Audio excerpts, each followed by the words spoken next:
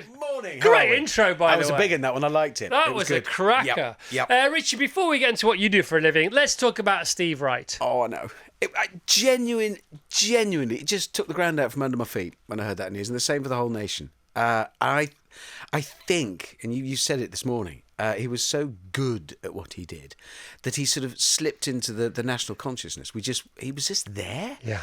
And I don't think we realised what we had until it was taken away. Genuinely, it was a real national grief. Oh, it was a body blow, wasn't it? Yeah. We were all shook to the core. Obviously, the news came out of nowhere. You were in Canada. You're still emotional about Oh, I it. can't. Don't I chatted get to me a few started. folk at the radio station where he worked last, and they were absolutely floored. And I think it's when he's taken away, then you realise what he was to us. And for me, he was summed up 2 words: joy and craft. Joy, he absolutely spread joy.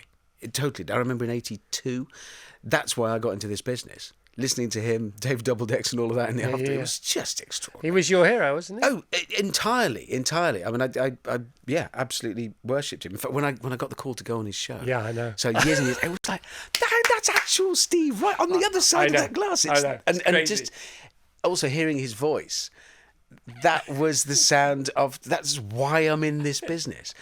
A similar moment when years and years later. So I was obviously no good at radio because I got You were canned. quite good at radio. Not really. I ended up in TV. It's where we go when we can't do radio, which is the finer craft. And the first time I heard the Top Gear theme tune, it was, oh, brilliant. Oh, wait a minute, I'm on it.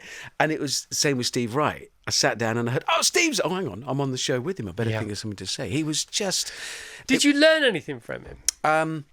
Yeah, application. I said on the day we learned about 2 words, joy and craft. Joy, he spread joy, but he did it through craft.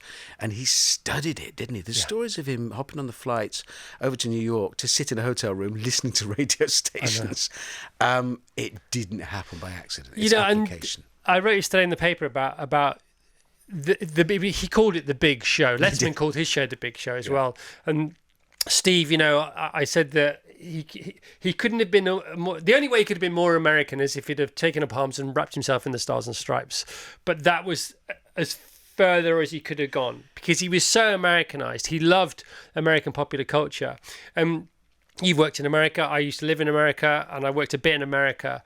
And because it's such a younger country, it has that irrepressibility of youth, even though it's 400-500 years old as a nation, that we just don't have.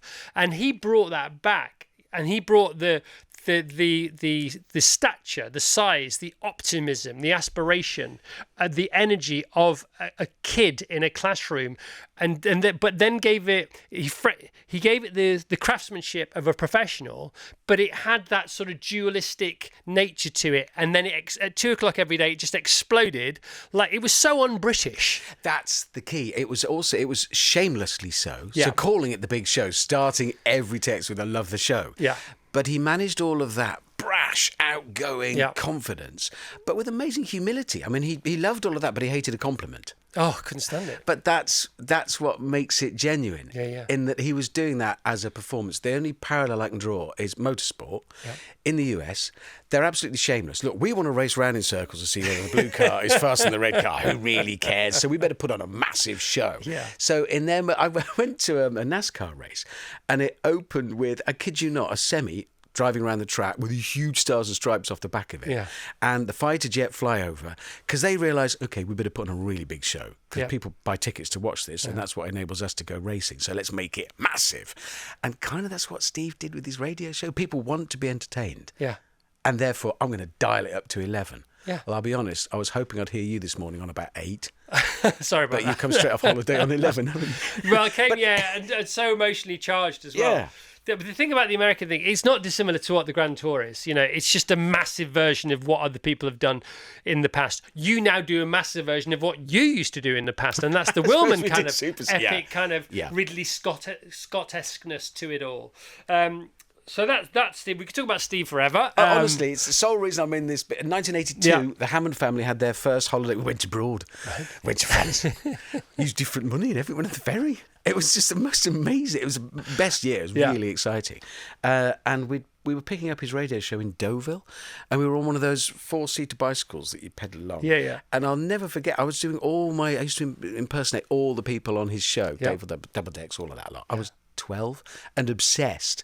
And weirdly, my mum dropped me a text on the day we heard about it and recalled that exact moment. Wow. And that was kind of the moment I ended up going into this business. Well, I'm here sure a you lot are. of us did because of him. Atop your very own mountain with your mates again. Richard Hammond, the Grand Tour, Sand Job. Did any other title get a look in? Nope.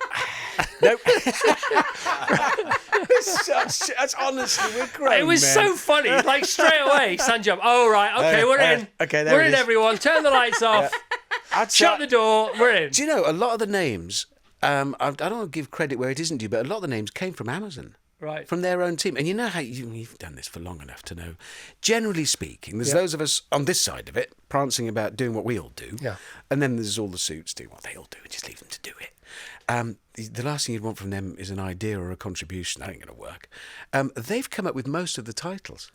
And they're phenomenal. They're really, really good. Right. Why might it be called Sand Job? Because there's a lot of sand. We're in Mauritania, which is built of sand. It's about 4 times the size of the UK, but with about 4 million people in it. It's empty.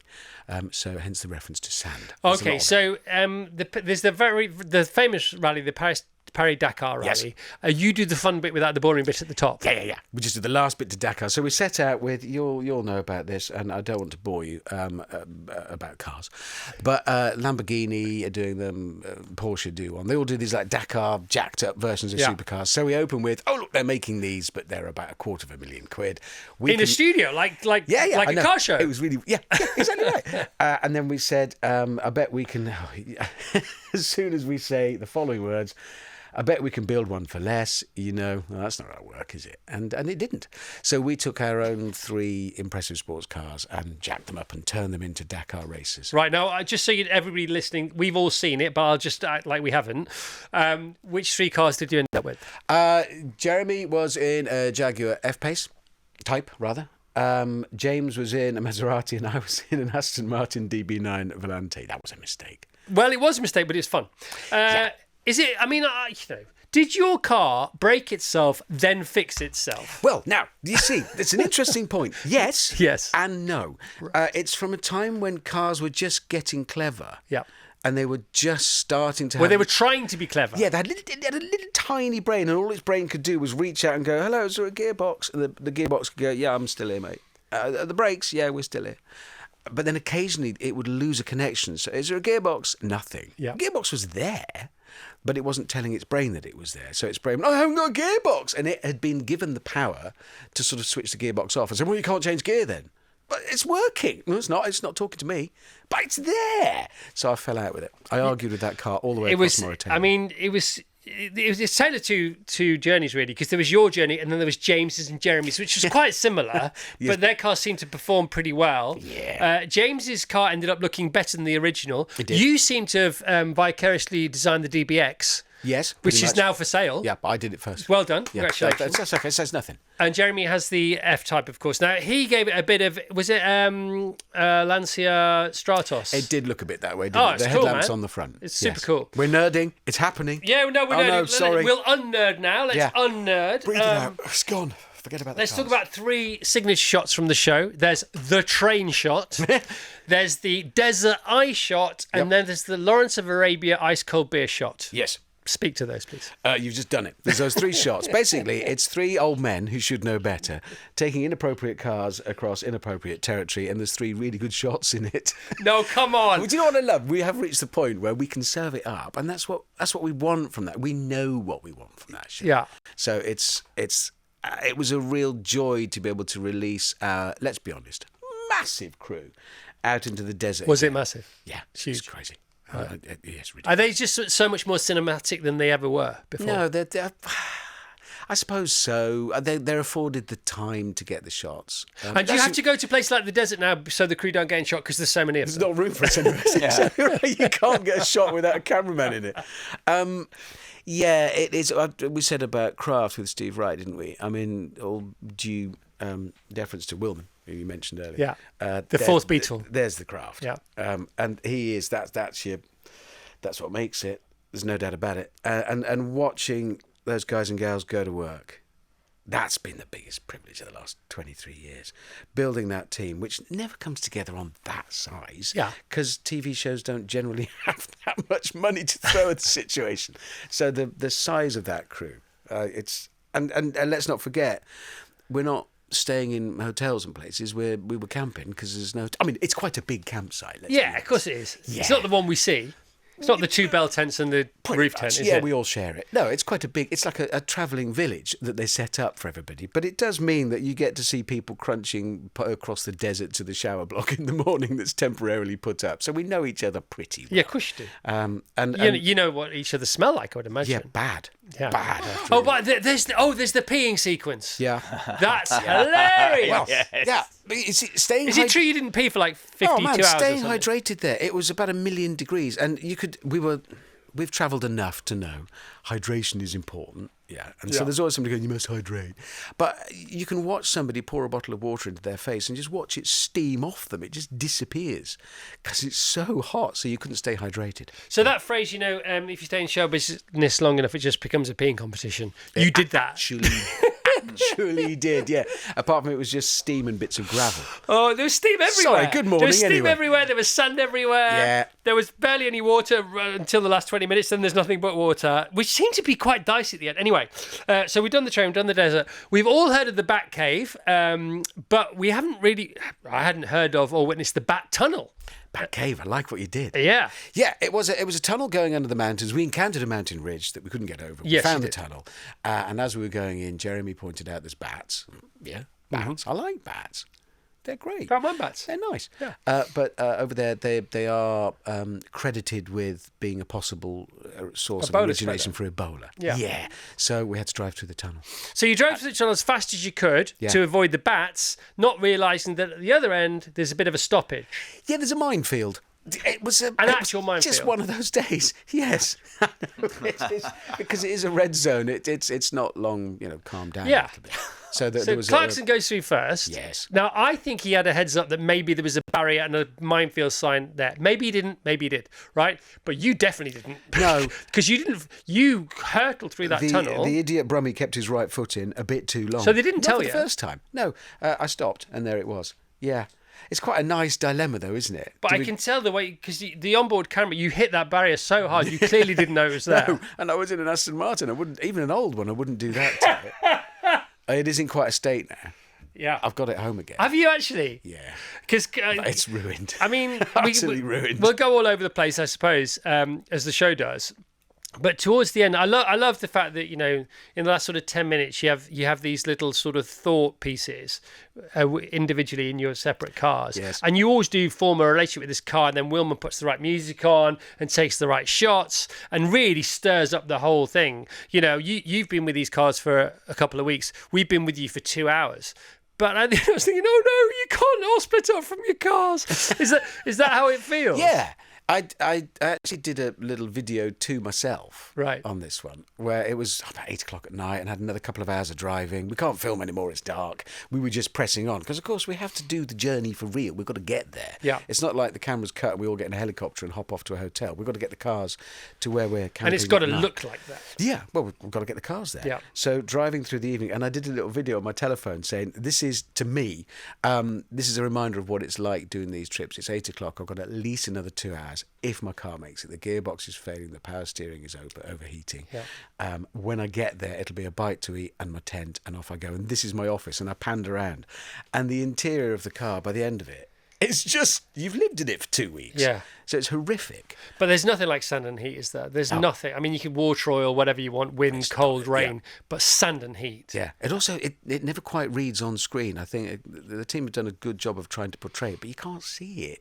You can't see heat. No, We felt it. Yeah, I know. How Yeah. hot? I mean, it was 46 degrees on the thermometer. So I imagine in the cockpits of the cars, it was so much hotter than that. Oh yeah, it was proper hot. Plus, I had to run with my heating on for a little bit to try and That draw was heat away so from the engine. funny. Because it was the problem was it didn't make the film in the end. We dropped it, but I'd put underbody protection on it. Right. But that meant there's a massive V12 with the bonnet on top and then metal underneath. So I was just cooking my own engine. It wasn't a brilliant. Couple of aborted drag races. Yeah, they didn't work. One of them was on what was supposed to be a disused runway, but it turned out to have cars on it. Because it was in the centre. It's in the centre of a of town. Yeah. A city, actually. Yeah. And then the other one was interrupted when... If you haven't seen it, listening, this isn't going to make a lot of sense, Yeah. but Jeremy had accidentally released a jet ski on its own into the desert. Not a jet ski. Set it free. A snowmobile. He'd freed Yeah. a snowmobile into the desert, which subsequently caught up with us 2 days later and collided with a fuel bowser. That makes no sense, does it? No, and it didn't make that much sense when I watched it, if I'm being really honest. Yeah. But you've got to have the explosion for the trailer. Well, exactly. We're having a bit of fun.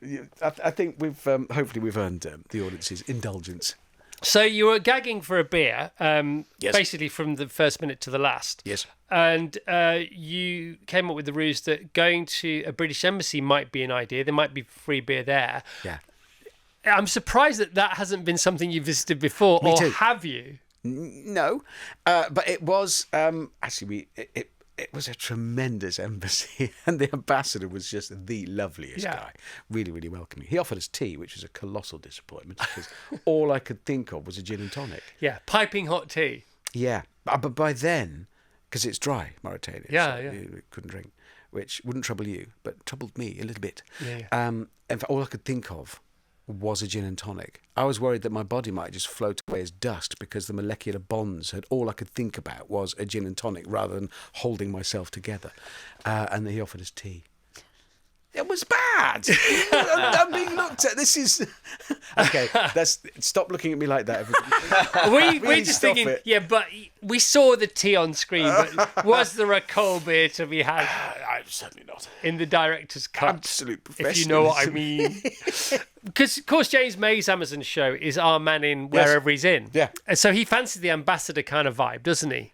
I suppose he does, doesn't he? Yeah, I thought, oh, hang on a minute, something's going on Do you here. think he'd be any good as an I ambassador? don't know, but I tell you what, because it's funny, the show's been on the air in one guise or another for years and years now, and you know we've seen you come and go as different people and you know various different aspects in your life. And I said on the radio, we all get the face we deserve, or we're supposed to by the age of 50. And you say a show gets the gut it deserves. They did.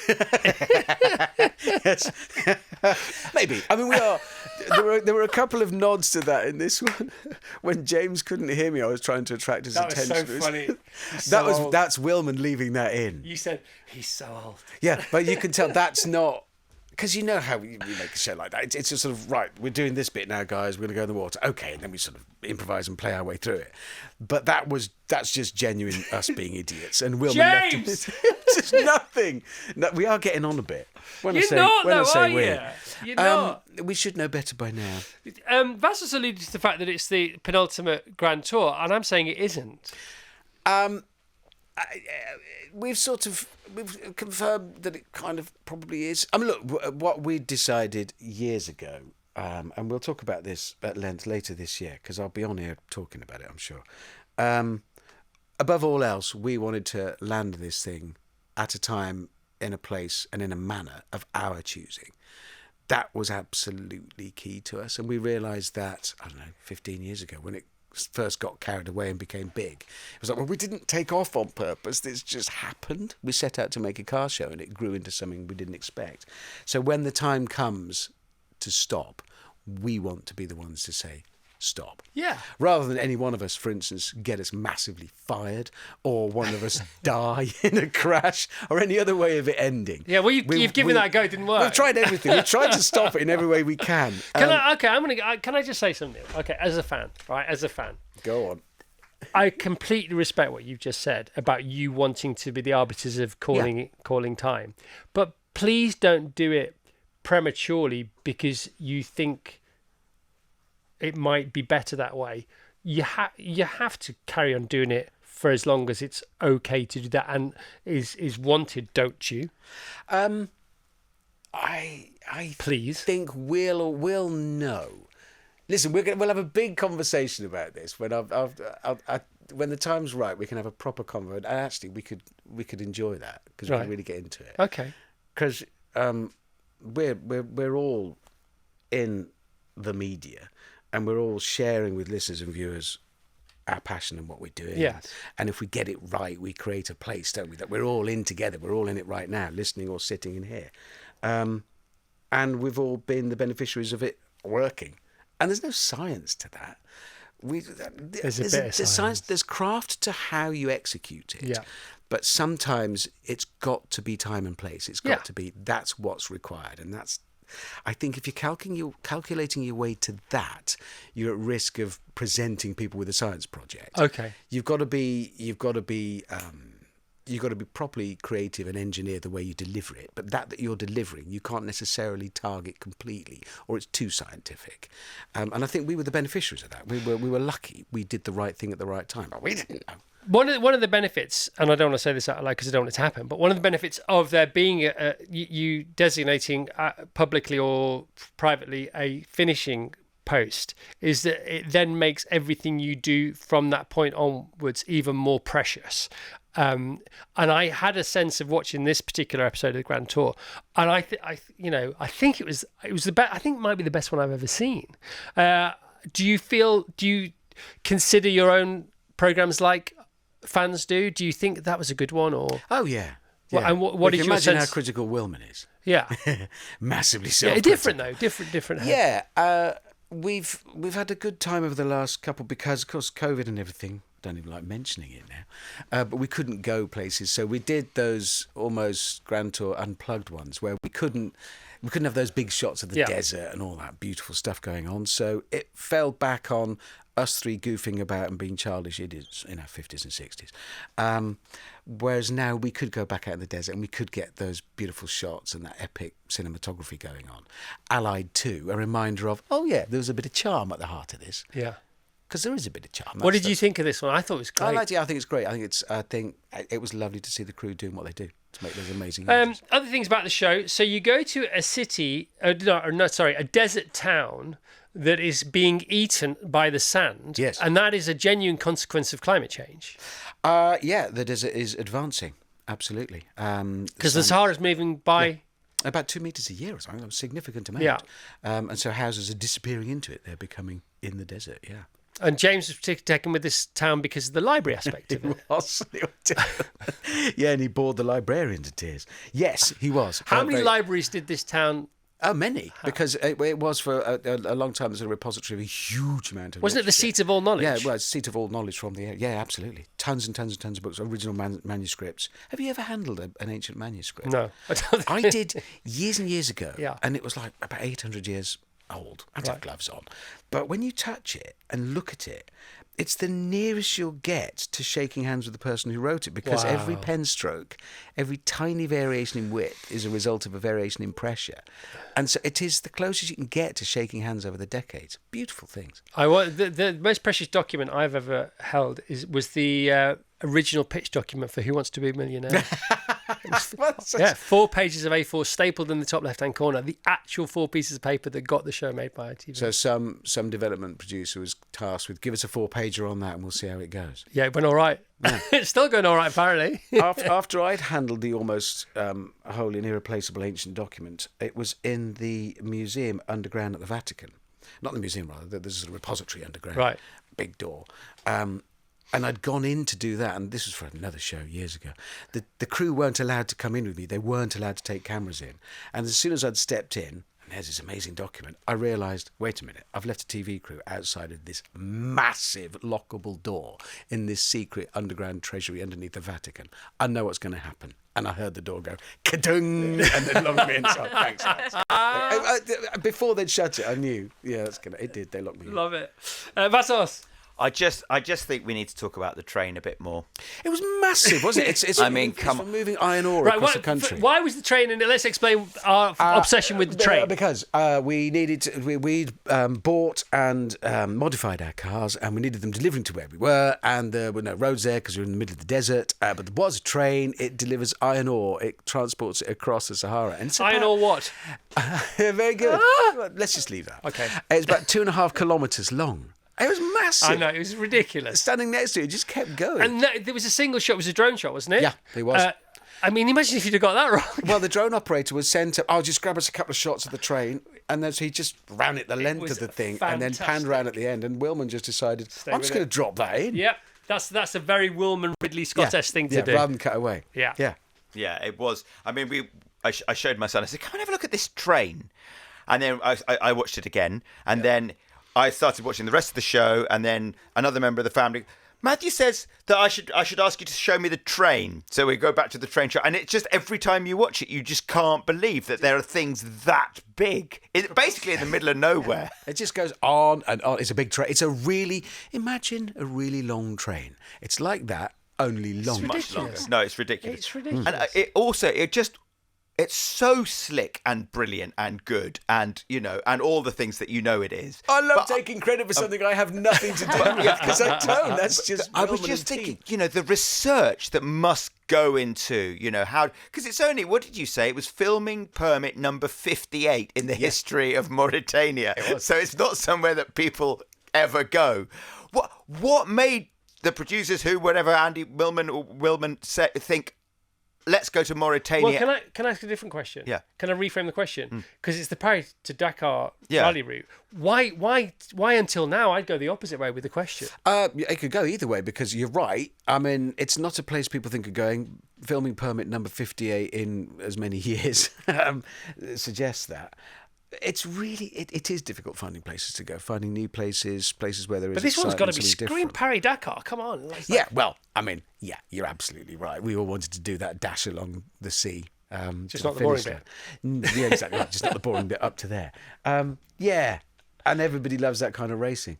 That rally raid stuff. It's exciting. And how do you know that there's going to be a Bat Cave and then the minefield and then the Eye of Africa and all of, obviously that's quite famous, but you know what I mean. What always happens is when we've got to sort of string together something to go and make, because we can't say, hi Amazon, thanks for that big bucket of money, we'll go and spend it now and hope something fun happens.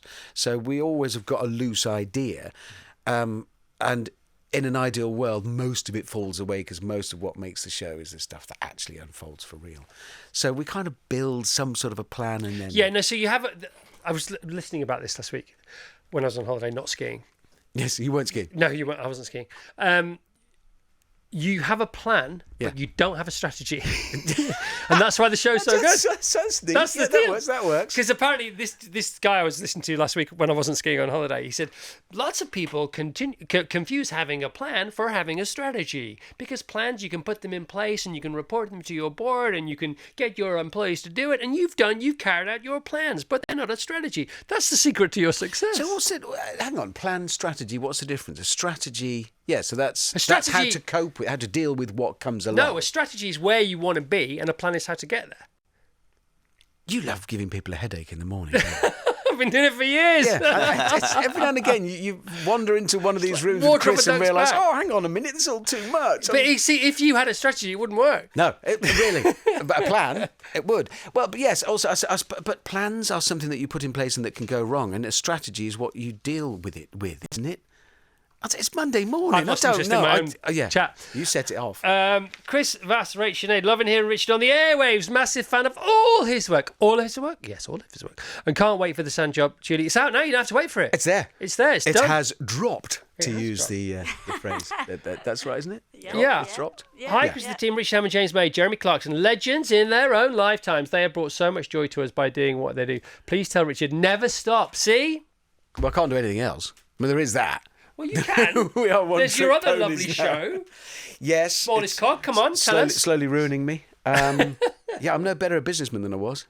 You are? Not really. No. Because you don't have a strategy. It's That's really, why. really difficult. I should read one of those books with things like strategy and planning. in. Yeah. It's only it's a 9-minute TED Talk or whatever it is. It's brilliant. By the way, tomorrow on the show, we've got Chris Anderson, who runs TED Talks. Really? I know. That's heavy duty, isn't It's it? unbelievable. Must be like massively brainy. He's massively brainy. He's written a book about gratitude and kindliness and generosity. But he runs the whole of TED Talks. How do you get to run the whole of TED Talks? It's in the book because he had a different company. He was quite a digital techie kind of guy, and he worked for TED Talks. And then the guy who founded TED Talks stepped aside. He took it over, made it a non-profit, and the rest is. I mean, the story about the first 6. They put the first 6 ever TED Talks up on YouTube as an experiment, and within about a minute they had 10,000 views, and then the next day they had 100,000, and by the end of the week they had millions of views. They thought, oh, this seems like it's working. This could catch on. Yeah. This could go somewhere. Yeah, fair dude. So the last 70 miles of your show is on the beach. Why is the last 70 miles of the latest Grand Tour, the Sand Job, on the beach? Because that's the way they used to finish. Those are the glamour shots from back in the day, the Paris-Dakar race. That's where the races would blast along the sea, and those were the epic. Helicopter shots. Yeah, all of that. Yeah, all of that. And so we wanted to recreate some of that, and we did. It was good fun. Some of that, because there's a twist at the end, and we won't say what it is, but yeah, there's a genuine twist at the end. Yeah, because we make shows in the real world. We kind of create our own world that we take with us, but that world is existing within the bigger, broader world. I was not expecting Neither were what any happens of us. at the end. How, I mean, was it in real? Because we see Jeremy looking at his phone, he gets a message from Wilman, which often happens. Sometimes it's scripted, sometimes not scripted. And he says, I've got a message from Wilman. He says, check your news feed. He checks the news feed, and then you can sort of tell that this, again, is one of those shots that you've just left in. It's a wider shot. You know, it's genuinely what was happening. I'll just keep the cameras running anyway. And that's sort of how the show ends. Yeah, it had happened that day. That was that day we realised, there's an issue. Wow. But fortunately, we had a plan, not a strategy. Yay! Or is it a strategy, not a plan? We had the right one, whichever one that is. Well, you look very well, considering you've been up all night. It's my wife's fault. It's Mindy's fault. So Right. what happened last night? BAFTAs, invited to by the nice people at Warner Brothers Discovery, of whom I make the workshop show. Right. And they said, would you like to come to the BAFTAs? I'll be totally honest with you. I thought it was the TV BAFTAs. I don't know. And I said, that'd be nice. You saw Barbie and Oppenheimer. Well, no. Then we looked at the invitation, and it was the film ones. So thank God you knew before you arrived. Well, I just don't pay attention. Honestly, we got halfway there, and it was very important that you turn up with the proper ticket. And I'd left the tickets back at the flat, so we had to turn around, and then we were late. Mindy was very kind about that. I did the full, when you feel your heart it fell through the floor of the taxi, and then I had to pipe up. We've got to go back and get the tickets. And it was great fun, but Mindy is the worst possible influence. I'm a professional. I would have. I'm a professional. I would have watched the awards, maybe had a bite to eat with the TV execs afterwards. Yeah. Very nice chat, and then called it a day. But there was an after show party. She's still out, isn't she?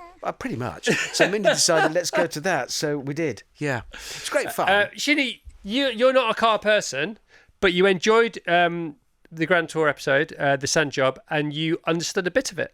No, there was. I would say about sort of 35% could have been in Japanese, for all I understood. Excellent. But there's bits. Some of it was in French. Well, I would have understood that bit a bit more. Just the car stuff, I didn't. But that doesn't take away from it. But it is. I would like to know, what was the scariest moment of doing it? Because I think, people who are used to watching it are probably just like, oh yeah, they're always doing this. I was like, when you've got the car on the crane thing going. And that wasn't scary because I wasn't going to be hurt. No, it's just Jeremy was.